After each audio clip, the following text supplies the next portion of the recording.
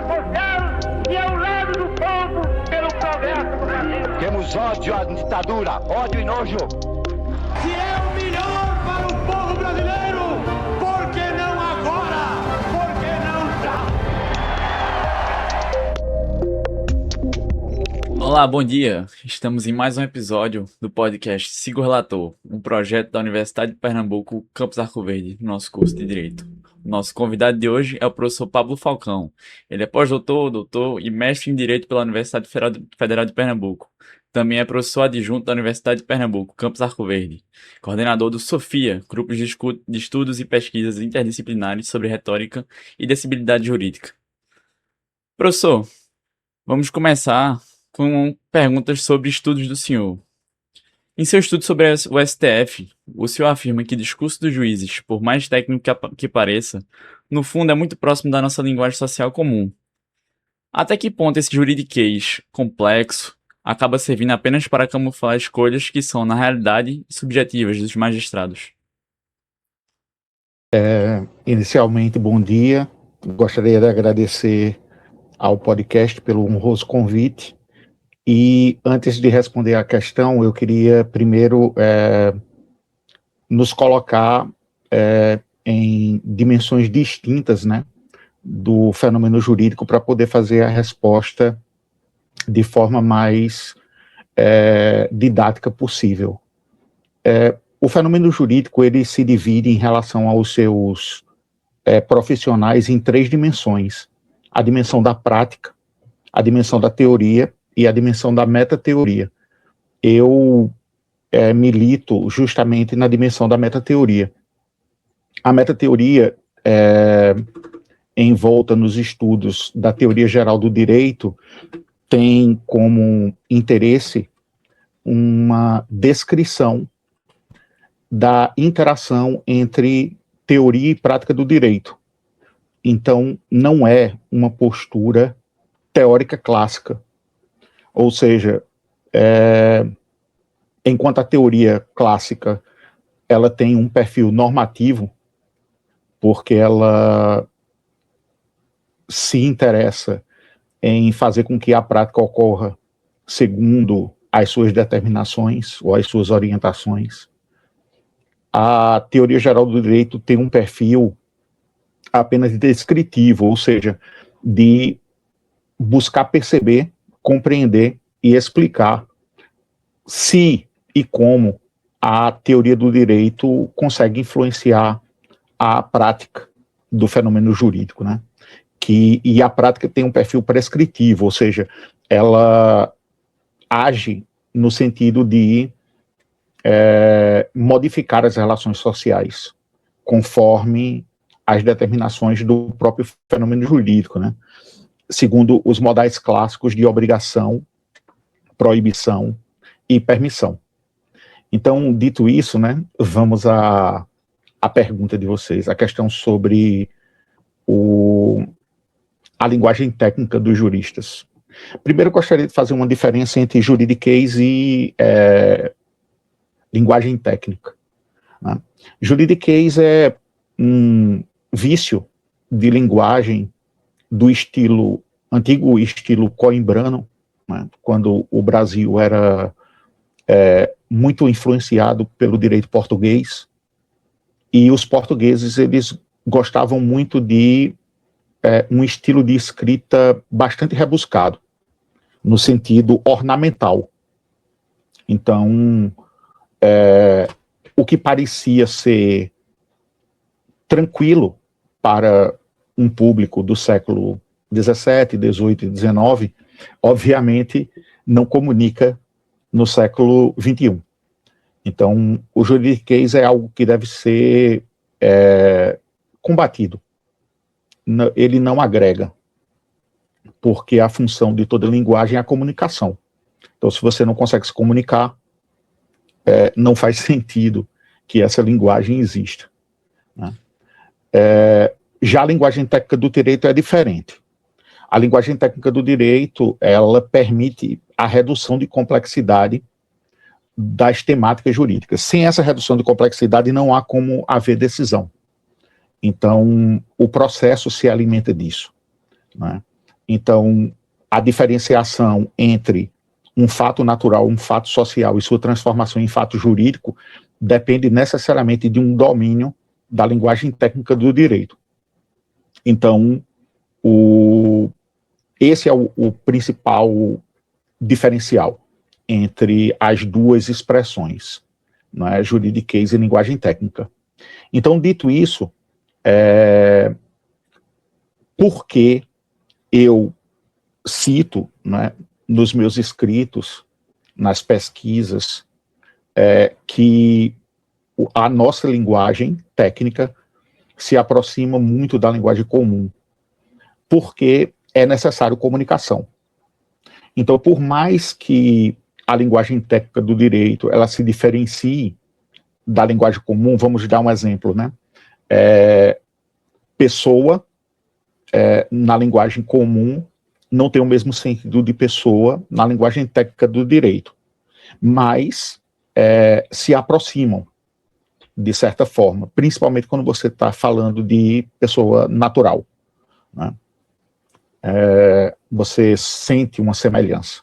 Então, usar expressões do vernáculo, mais em sentido técnico, é mais um exemplo de redução de complexidade.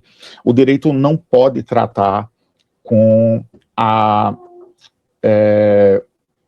multiplicidade infinita de significados de seus significantes, né, das suas expressões textuais. É necessário que isso seja controlado. Essa é a função da dogmática jurídica, é controlar esse pluralismo, né, de significações.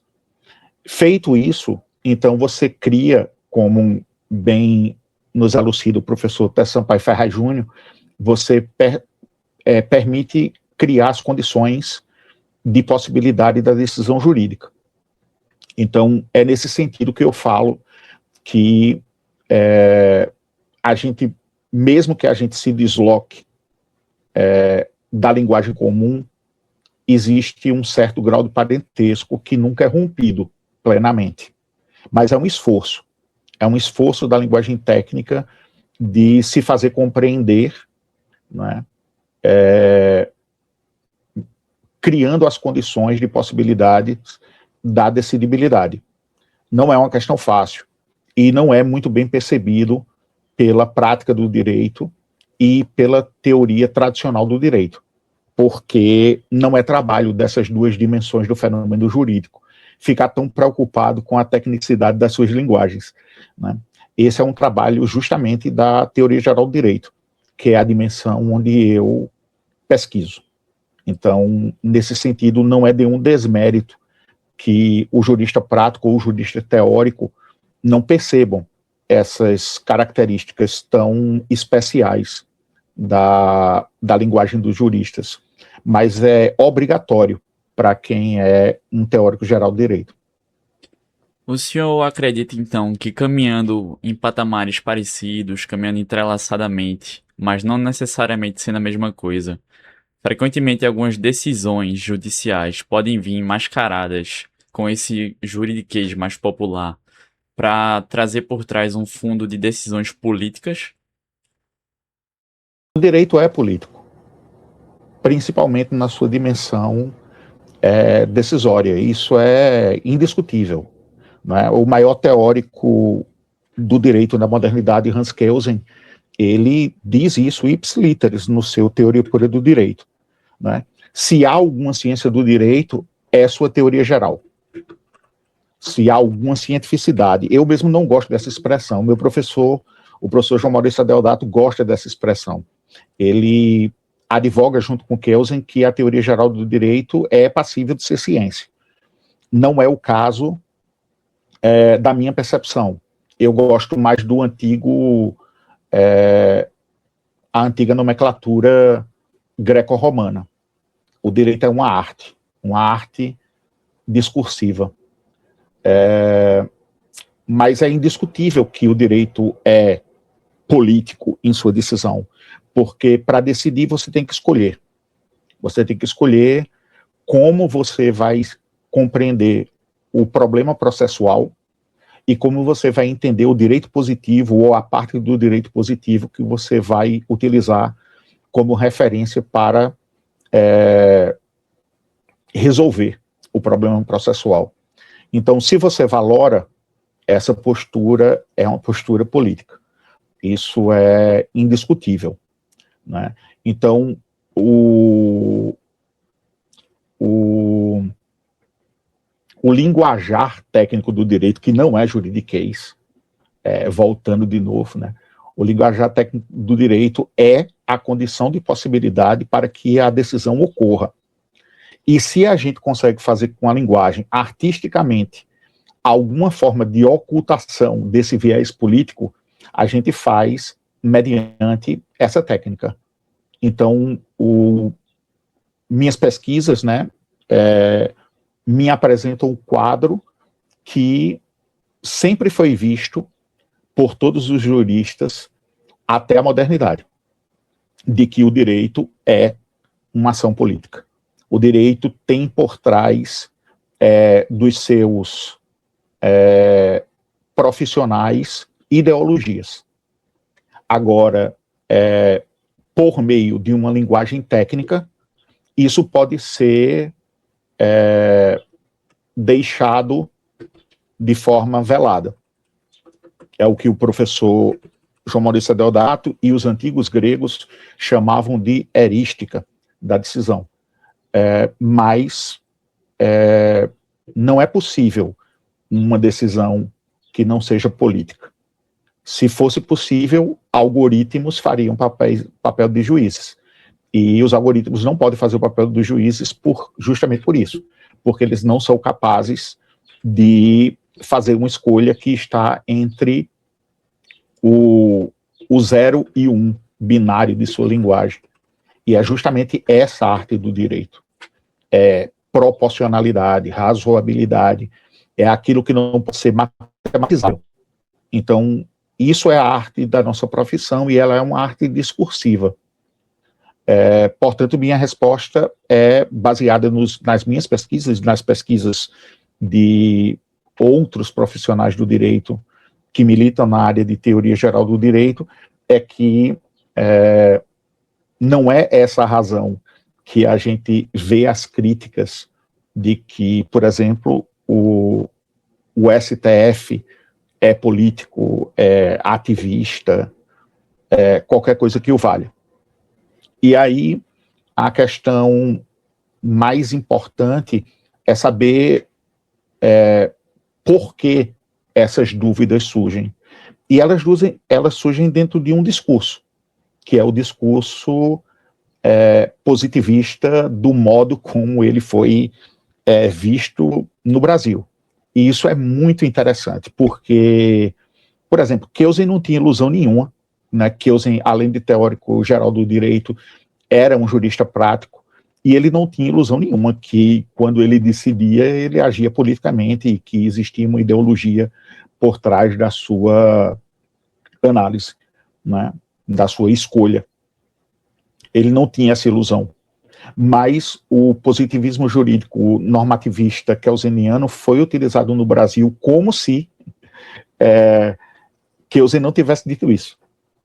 Então, ficou no Brasil uma ilusão teórica por uma leitura não equivocada, mas uma leitura interessada de que assim fosse, de que se você usasse o positivismo normativista kelseniano, seria possível você entregar um modelo de decisão, né, que fosse objetivo, que não tivesse participação dos interesses e das visões de mundo dos juízes. Isso é impossível. Isso é impossível. Mas, assim, existe essa ilusão. E essa ilusão é chamada senso comum teórico dos juristas. Então não faz sentido nenhum você opor objetividade à subjetividade, primeiro porque essas coisas não existem, elas só são conceitos. Você não vai encontrar nunca na realidade, eu não gosto dessa expressão também, porque como retórico, né, para nós, a realidade é uma construção também do discurso. Mas não há como você separar objetividade e subjetividade. Isso é uma pretensão científica que não se sustenta hoje em dia, desde a virada linguística na filosofia, na segunda metade do século XX, nenhum acadêmico sério sustenta mais isso. Não é? Noções como subjetividade, objetividade, causa e efeito, ação e reação, todas elas são construções de discurso. Isso só existe porque nós criamos a linguagem. Você não vai encontrar nunca, fora da linguagem, algo que seja natural, não humano, que se pareça com isso. Isso não existe. Nesse sentido, professor, o senhor mencionou a questão dos modelos de decisões. Nesse viés, o senhor aborda que a ideia de que o juiz apenas aplica a lei, e ao fato é simplista, há um processo criativo e persuasivo nesse meio. Pensando nisso, como é que o cidadão pode confiar na imparcialidade, ou então se o resultado final vai depender tanto dessa capacidade de persuasão de quem decide, assim como o senhor havia falado sobre Kelsen e os modelos de decisão? O cidadão acredita como os juristas dogmatizados também acreditam, por crença. É por crença.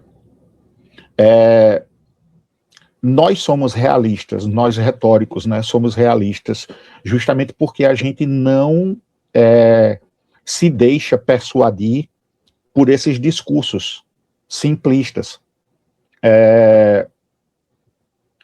Uma coisa é o positivismo jurídico, como lido no Brasil, dizer que o juiz é neutro, que ele é imparcial. Outra coisa sou eu, enquanto estudioso, acreditar nisso, como se fosse verdade. O jurista, ele deve dominar a linguagem dogmática, que é a linguagem técnica do direito. O que ele deve evitar é ser persuadido pela linguagem dogmática. Porque a linguagem dogmática, como qualquer linguagem, ela é idealizada. Ela é uma construção artificial da inteligência humana. Então, quando Aristóteles, por exemplo, desenvolveu a sua analítica, que hoje nós chamamos de lógica formal, quando ele estabeleceu os princípios lógicos da identidade, não contradição, terceiro excluído, Aristóteles certamente tinha em mente que aquilo era uma artificialidade. Você cria uma linguagem, essa linguagem tem uma gramática, essa gramática diz como as palavras se relacionam entre si dentro dessa linguagem, mas você não tem a ilusão de que essa linguagem é real. Entendeu? Nenhum lógico trabalha com essa ideia. A lógica só funciona como algo certo, capaz de estabelecer verdade e falsidade, justamente porque ela é tautológica, ou seja, ela é um universo fechado em si mesmo.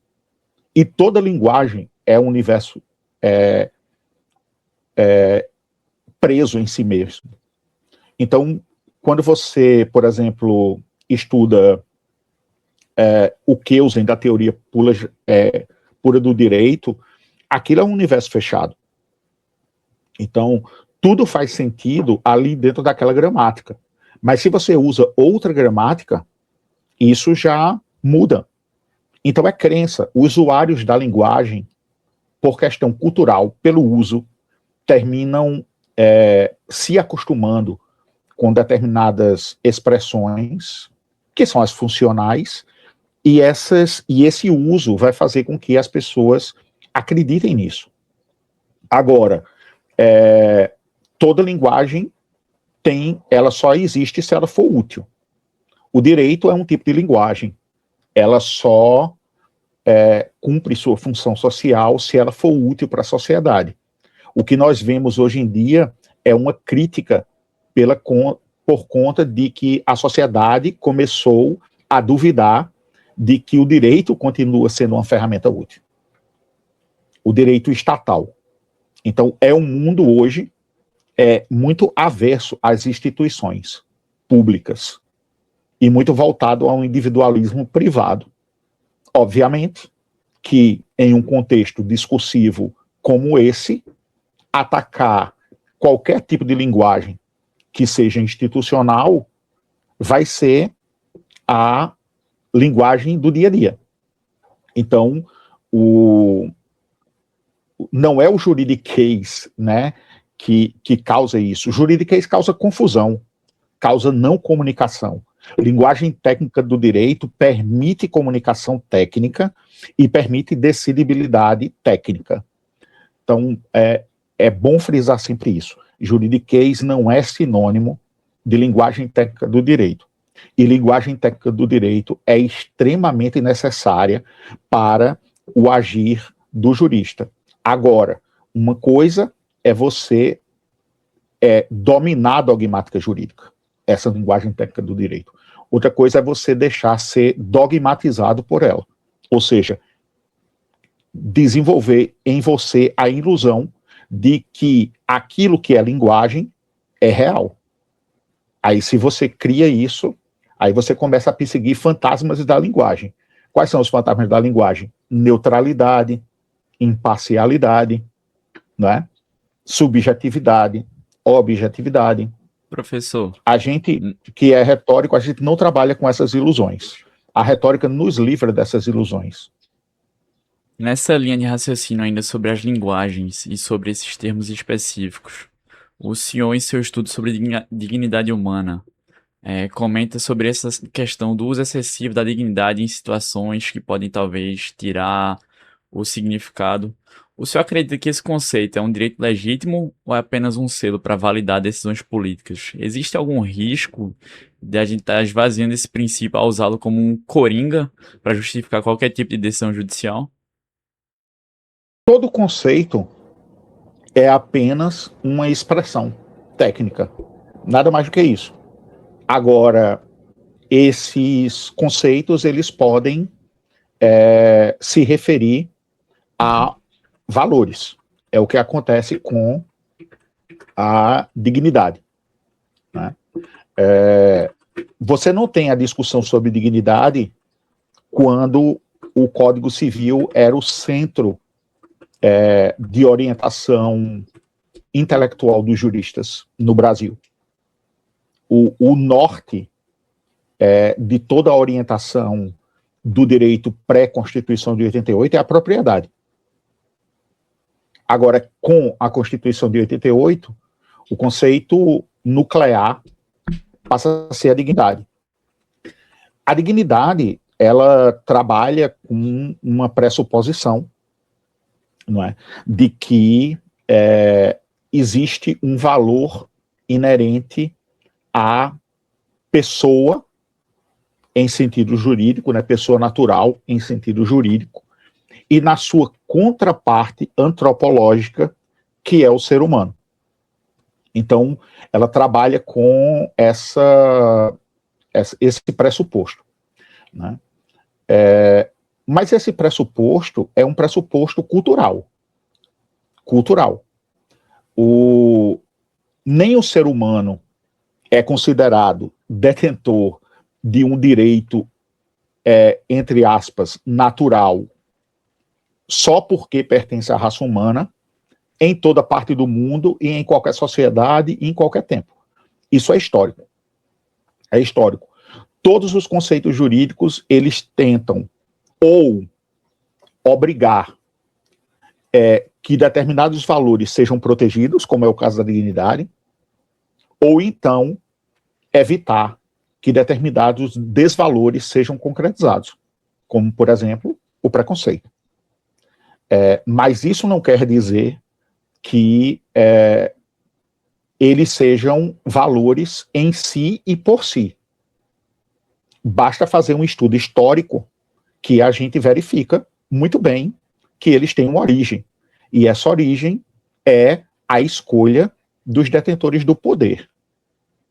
Então, quando a Constituição de 88 se instaurou no Brasil, a dignidade passou a ser o centro nuclear da Constituição, porque aquelas pessoas com poder político decidiram que assim fosse. Mas isso não é igual em todo lugar do mundo e nem é igual no Brasil mesmo em outras épocas. Como eu dei o exemplo, a época em que o Código Civil era o centro de discussão e de orientação entre os juristas. Não era. Isso muda. Então, a questão de se esvazia ou se não esvazia, depende. Juristas trabalham com regularidades. Então, responder perguntas no vazio é fazer futurologia. Nós, retóricos, não fazemos futurologia. Nós descrevemos o que nós enxergamos nas pesquisas. O que nós enxergamos nas pesquisas? Juristas trabalham com regularidades. Enquanto certas regularidades funcionam, ou seja, enquanto elas persuadem pessoas, porque os juristas trabalham com a crença que essas pessoas têm em mente, simplificando, se as pessoas acreditam que porque eu sou ser humano, eu tenho uma dignidade natural que o direito tem que preservar, então eu vou ser beneficiado da tutela jurídica, porque isso é a regularidade e isso é a crença vigente. Se por acaso isso mudar, né, esse valor que a gente via como uma coisa maravilhosa deixa de existir. Assim como a propriedade hoje é inferior à dignidade. Talvez no futuro nem seja a propriedade, nem seja a dignidade, seja outra coisa. Mas a gente não pode fazer previsão. A gente só pode trabalhar com o que a gente enxerga. Então, não é questão de esvaziar ou não esvaziar. Primeiro que, quanto a essa questão de conteúdo, o direito moderno, ele abdica do conteúdo, né? A mudança entre jusnaturalismo e juspositivismo é justamente o abandono da dimensão conteudística do direito. Não importa mais se o direito é justo, se ele é bom, não é? Se ele é certo. Importa se esse direito é simplesmente válido. Então, essa é a característica do direito moderno. O direito moderno é formal. O seu processo trabalha com duas regras: respeito ao procedimento, né, e respeito à competência. Então, se as decisões são feitas por uma autoridade jurídica competente, né, legalmente competente, e se essa autoridade, para decidir, seguiu o rito procedimental legalmente estabelecido, então isso é considerado direito válido. Se você julga que isso é um direito errado, ruim ou injusto, isso não faz a mínima diferença para o direito moderno. O direito moderno é um direito formal. Nós estamos, creio eu, em um momento de transição, porque as pessoas começam a exigir, de novo, análise conteudística. Quando a gente vê os discursos morais sobre o direito, né? O STF é político, os juízes são ativistas. O que é que você está dizendo? Essas decisões baseadas apenas na validade não valem. Não valem. Essa é a discussão. O problema é que nós ainda temos direito moderno. E enquanto a gente tiver direito moderno, o direito moderno não debate conteúdos. Por isso que a gente não trabalha com a ideia de moral, nem trabalha com a ideia de justiça. A gente trabalha simplesmente com a ideia de validade. Sistemicamente, isso é válido? Se sim, então é direito posto. Se não, não é nem sequer direito, né?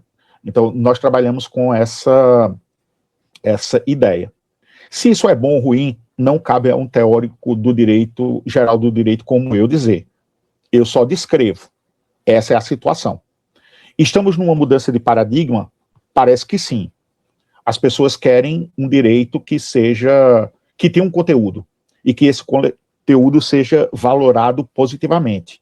Mas isso seria voltar para o direito natural. Não creio que seja um bom retorno. A gente já teve uma experiência de direito natural que veio desde a Grécia, não é? 4 séculos antes de Cristo, até o final do Iluminismo, e o resultado não foi bom.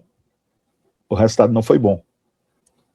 Não é porque você advoga a ideia de que um direito deve ser justo, ou certo, ou bom, que ele vai ter qualidade. Porque a pergunta que você tem que se fazer é: quem é que vai estabelecer esse valor?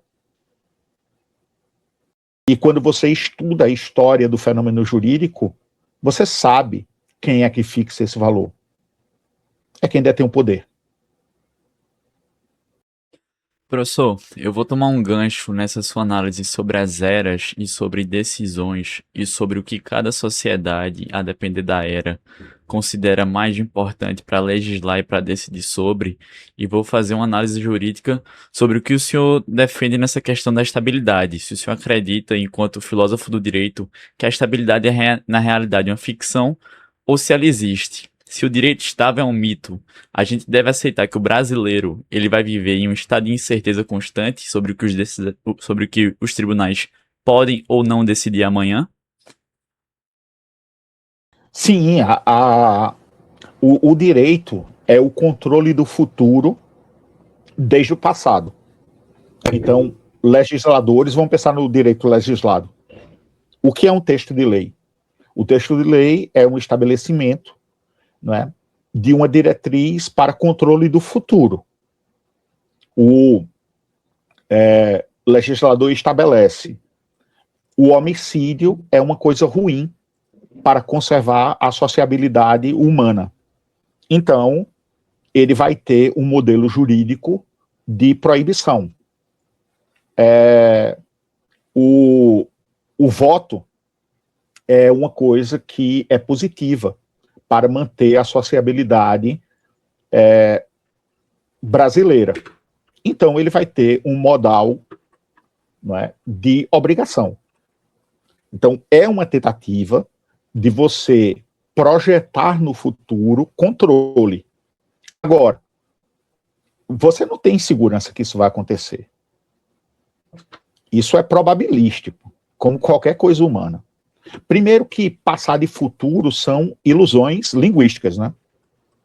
Não existe o passado, nem existe o futuro, nem tampouco o presente, porque essa linha que a gente estabelece como cronológica, ela é uma invenção do artifício humano. A gente estabeleceu isso, né? Primeiro que reta é espaço, não é tempo, né? E se você estabelece isso, é um acordo, é uma convenção. Se convenciona que antes do presente existe passado e depois do presente existe futuro. A gente precisa dessa orientação porque o homem tem necessidade de segurança, né? A espécie humana, ela não se dá bem com o caos. Ela é uma geradora de ordem, mas essa ordem é artificial. A gente não defende que a ordem é desnecessária. A ordem é necessária.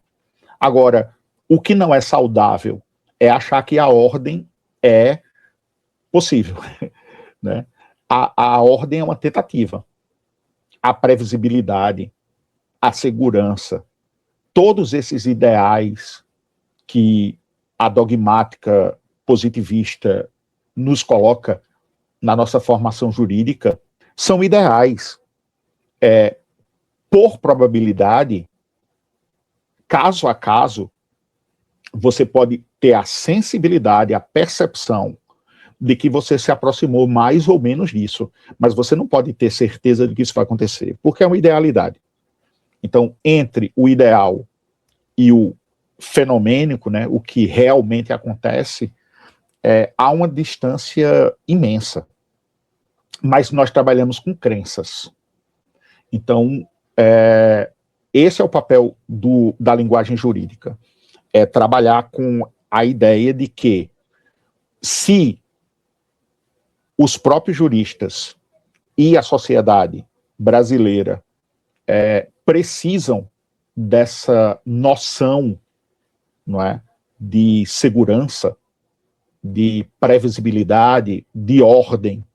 Então você tenta construir isso no discurso, baseado, então, no conjunto, não é, de crenças dessas pessoas.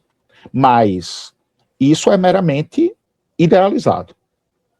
Isso não é alcançável do ponto de vista pleno, né? Se fosse, a gente já tinha conseguido, né? Ninguém consegue. Agora, o que importa para um pesquisador como eu, que sou um teórico geral do direito, não é saber se isso acontece ou não. Isso é muito simples. Eu quero saber por que, a despeito disso, funciona. Isso é o que me interessa saber, né? Ou seja, é impossível que um texto de lei controle um caso processual futuro. É impossível. Agora, é eficaz que um juiz, utilizando essa crença, faça com que as pessoas acreditem que ele está fazendo justamente isso. Que ele é um juiz que está no futuro daquele texto de lei e está controlando o problema processual tal qual o legislador previu. Mas isso é crença. Isso é uma construção discursiva. Isso é uma arte. Isso é uma arte. Evidentemente, juristas que fazem isso muito bem merecem aplausos. Agora, isso não é real, né? Isso não é algo que se conquiste e está pronto e acabado, né? A vida humana é um conjunto de tentativas de adaptação. Isso em qualquer ramo. No direito, na medicina, na educação, na política, na guerra, como a gente está vendo. Não existe garantias. Professor, nessa linha de conjunto de crenças, pegando um viés sobre casos práticos e esse grupo de mídia, no seu estudo sobre realismo kelsciano, principalmente na execução da pena, nota-se, como bem sabe, que o processo que permitiu a prisão em segunda instância tramitou em apenas 1 ano, enquanto o anterior já levou 5. O senhor diria que o STF passou a usar o tempo processual como uma forma estratégica para sinalizar a conformidade com a agenda de anticorrupção, que naquela época foi exigida pela mídia? Não e sim. Não porque ele não passou. Sim porque ele sempre faz isso estrategicamente, né? Juristas trabalham com linguagem. Essa linguagem não é puramente a linguagem técnica dos juristas. Essa linguagem é híbrida. Você está usando a linguagem técnica dos juristas e também muito da linguagem comum. E, obviamente, que um juiz não decide em abstrato, né? Ele não decide como um sujeito isolado com o seu objeto numa espécie de laboratório. Ele é um ser social. Ele está na sociedade brasileira. Está sofrendo todas as pressões que qualquer pessoa está sofrendo na sociedade brasileira. Uma coisa que qualquer estudioso do direito deve ter em mente é que uma decisão jurídica ela precisa ser fundamentada.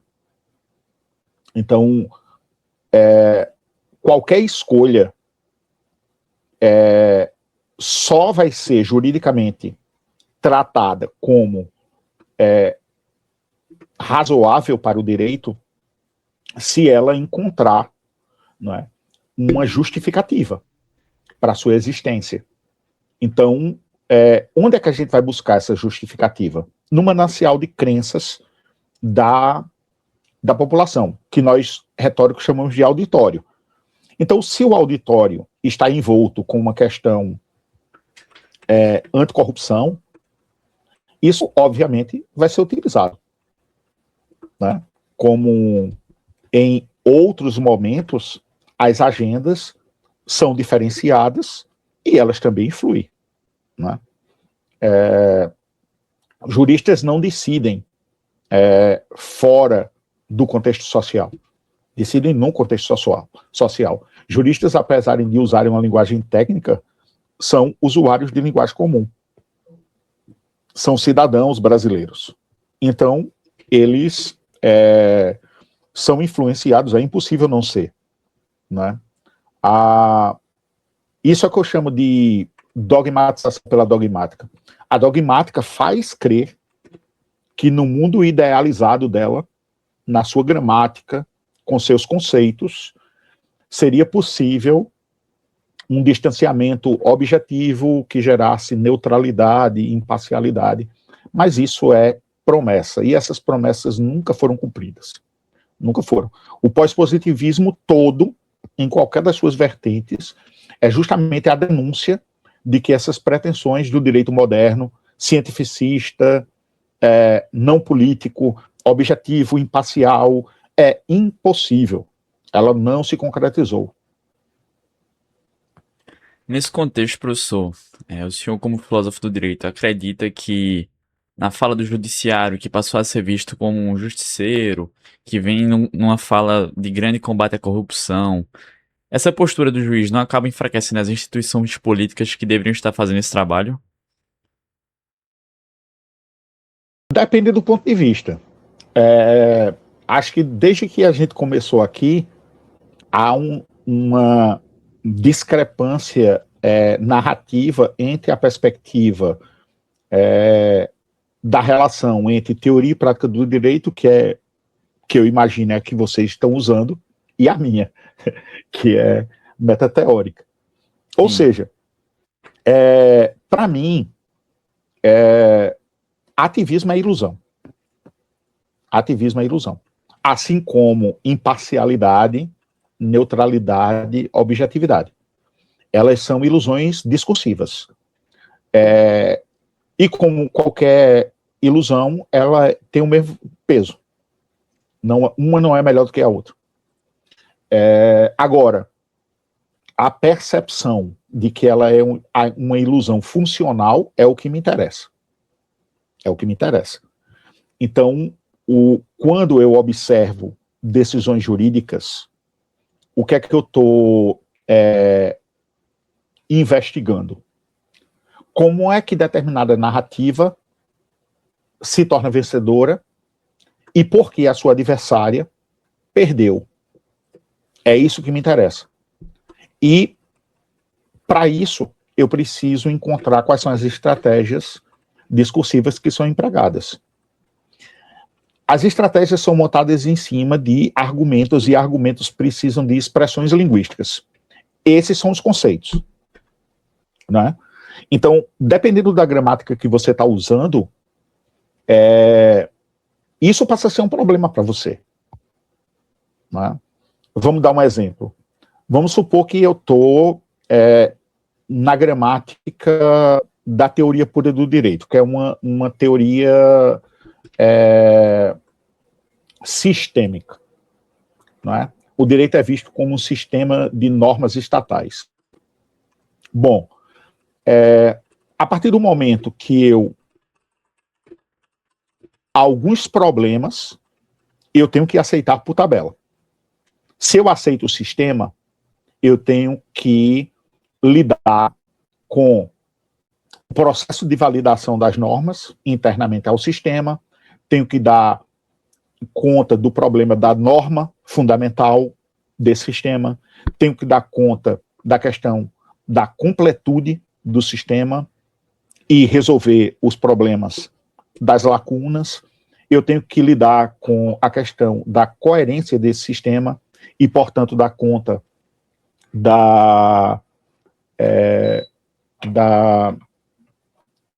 das antinomias que estão aí. Então, quando você aceita uma linguagem, com ela vem junto uma certa visão do fenômeno jurídico. Só que quando você se coloca fora dessa visão, esses problemas, eles são problemas internos àquela linguagem. Eles não são problemas externos. Então, quando eu, por exemplo, olho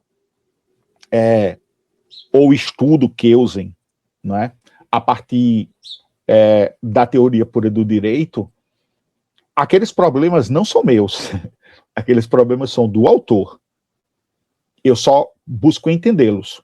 E a partir do momento que eu busco entendê-los, aí eu posso utilizar aquela linguagem como uma ferramenta estratégica para atuar juridicamente, ou não, ou escolher outra. Posso escolher, por exemplo, Hart, Bobbio, ou Luhmann, ou Alexi, tanto faz, qualquer um. São estratégias.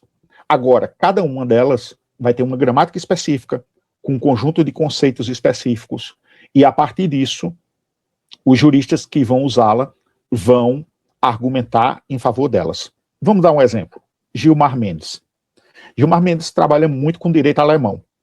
Então, quando ele trabalha com direito alemão, e nós estamos trabalhando no âmbito do direito constitucional, há, segundo a gramática de Alexi, colisão de princípios.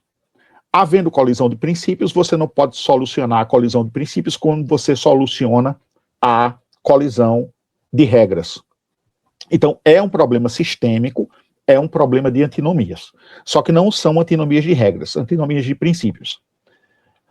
Quando Gilmar Mendes diz que dois princípios estão colidindo, e ele está usando a gramática de Alex, da teoria alexiana, né? Então, o que é que ele vai fazer? Ele vai dizer que a solução é a ponderação. É uma técnica baseada no conceito. Ele vai pegar isso estrategicamente e vai usar na sua argumentação. O que é que eu, como teórico do direito, vou investigar? Se ele simplesmente fala em ponderação ou se ele executa. Uma coisa é você fazer referência a Alex. Outra coisa é você empregar Alex. Uma coisa é você fazer referência a Kelsen. Outra coisa é você empregar Kelsen. E aí o que é que a gente vê nas pesquisas? Se fala, mas não se faz. E aí eu não posso parar nisso. Porque se eu parar nisso, não orienta nem a teoria nem a prática do direito. O que orienta a teoria da prática do direito é eu dizer, ele cita Alex, não é fiel ao que Alex diz, ou seja, não emprega efetivamente Alex, embora o cite, mas só por citá-lo, em algumas vezes, isso tem efeito positivo, é eficaz, e ele consegue ser o relato vencedor. Isso é o que importa para o teórico do direito estabelecer. Então, nós trabalhamos com qualquer ferramenta, desde que ela nos leve a cumprir a finalidade do direito moderno, que é a decidibilidade de conflitos processuais. Nós fazemos isso. Agora, se isso vai ser avaliado como positivo ou negativo, isso é uma coisa que quem faz é o teórico do direito. Eu, como metateórico, não faço. Eu só descrevo.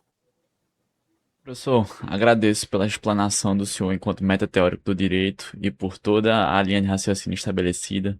Vamos nos dirigir agora para uma reta final da nossa entrevista. E recentemente o senhor lançou seu livro, com base na sua tese de doutorado, a qual a gente já abordou um pouco aqui nas perguntas anteriores, de título STF, a Construção Forense do Biodireito. Essa análise retórica da ADIM em 3510, publicada pela editora EDUP. Qual o principal ponto do livro o senhor ressalta para os principais leitores e o senhor gostaria de deixar aqui na nossa entrevista? É a perspectiva da teoria geral do direito que evita que você seja dogmatizado pela teoria dogmática. Por exemplo, quando eu entrei no doutorado, essa era a minha proposta, investigar a origem do biodireito. E a primeira coisa que você faz é estudar a teoria jurídica. Então eu fui atrás do que a teoria jurídica dizia. E ela dizia sempre a mesma coisa. O biodireito se origina nos princípios da bioética. Obviamente que se eu estou no doutorado e eu sou um teórico geral do direito, isso para mim é uma hipótese de trabalho. É a hipótese 1. A doutrina diz isso. Era isso que eu estava descrevendo, porque era isso que eu estava analisando nos livros publicados e nos artigos publicados. que falavam sobre biodireito. Mas eu precisava testar uma segunda hipótese, que era, e a prática? Para a prática do direito, biodireito é isso mesmo? Porque se fosse, então eu encontraria na prática justamente como argumentos, né, princípios bioéticos. E para minha surpresa, não foi isso que eu encontrei. O que eu encontrei foram os bons e velhos princípios jurídicos. Por isso que a tese recebeu o nome, né, de a origem, né, forense do biodireito. Porque é ali, no STF, trabalhando nas principais temáticas da virada do século passado para esse, né, que foi a questão dos fetos com deformidade fetal grave e das experiências com embriões humanos, que a gente pode perceber que o biodireito se constitui, decisão a decisão. Ele está pronto e acabado? Obviamente que não, né? Porque ele não é uma teoria. Ele é, por enquanto, uma prática forense. Agora, é possível que alguma teoria surja a partir do estudo da prática? É possível, mas não é a minha função, porque eu não sou um teórico do direito, né? Sou um metateórico. Então eu descrevo o problema, aponto o que eu encontro nas minhas pesquisas, por exemplo, olha, a prática do direito está desenvolvendo o biodireito brasileiro, só que ele é sem controle teórico. Então, teóricos do direito, vocês precisam teorizar a partir da prática, e não a partir de uma ilusão discursiva de que o biodireito encontra sua origem nos princípios bioéticos. Esse é o meu papel, né? Se a teoria do direito vai fazer isso ou vai continuar reproduzindo o seu senso comum teórico, né? Seu manancial de crenças, aí é uma coisa que só o futuro vai dizer. Perfeito, professor. Obrigado pela explanação. Professor Pablo, no último ano o senhor completou 30 anos de formado e 20 anos de ensino. Qual a reflexão que o senhor pode trazer nessa jornada? O que é que o senhor já passou e o que é que o senhor acredita que ainda está por vir? E, por fim, qual mensagem o senhor deixa para seus alunos que vão assistir essa entrevista e por todos aqueles que se interessam pelo estudo do direito? Passei por muita coisa, né? Primeiro pela prática, né? Pela prática como advogado. Eu era civilista, ele estava na área de direito de família.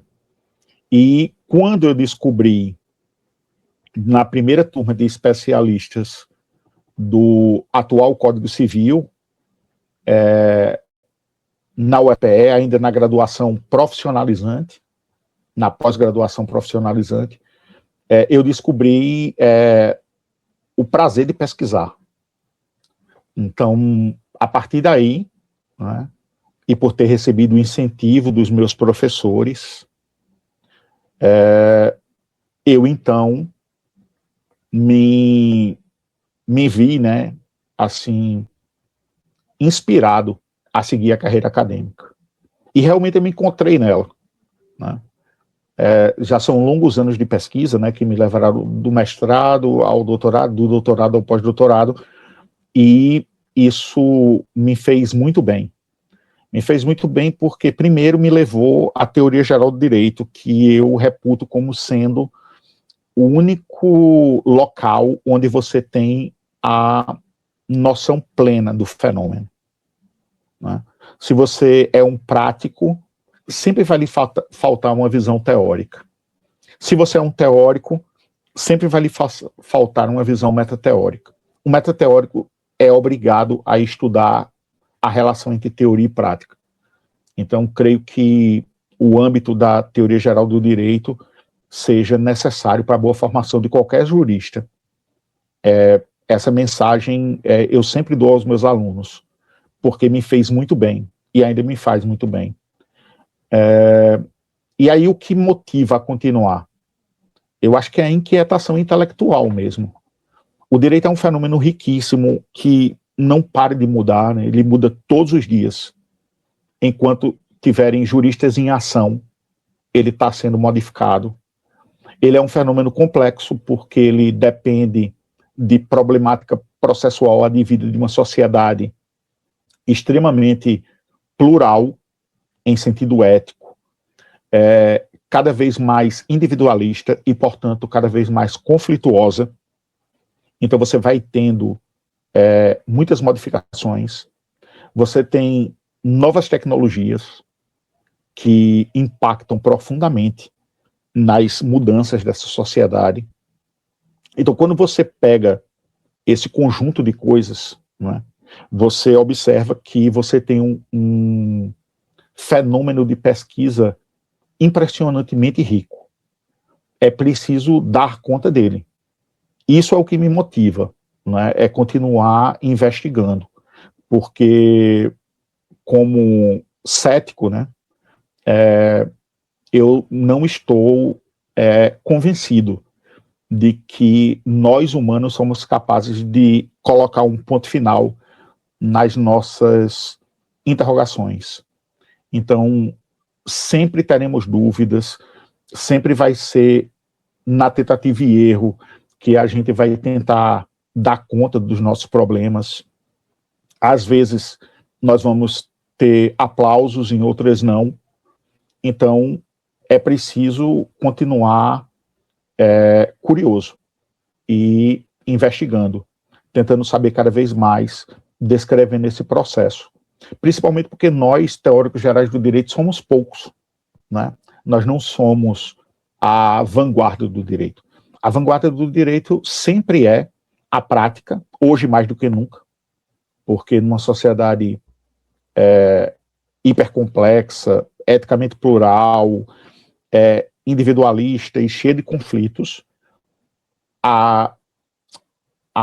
o nível do fenômeno jurídico que mais recebe atenção é a prática. É a prática. A teoria, hoje em dia, ela carece muito de produção. Primeiro porque a urgência do direito leva muitos juristas teóricos a simplesmente descreverem o que a prática do direito está fazendo, sem reflexão.